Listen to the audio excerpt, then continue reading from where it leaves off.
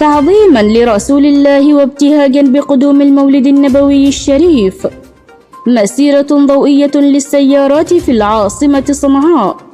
فلنشاهد. انطلقت مسيرة ضوئية كبرى من السيارات المزينة التي تجمعت في ميدان السبعين بالعاصمة صنعاء ابتهاجا بقدوم المولد النبوي الشريف. وكانت اللجنة المنظمة للمسيرة قد دعت في وقت سابق لمسيرة عامة للسيارات المزينة بزينة المولد النبوي الشريف، ودعت سائقيها للمشاركة تحت عنوان المسيرة الضوئية للسيارات. وأكدت أنه سيتم توثيق هذه المسيرة الضوئية عبر كاميرات طائرات الدرون وبمواكبة واسعة من مختلف وسائل الإعلام بهدف الظهور بصورة لائقة تعظيما لرسول الله صلى الله عليه وسلم.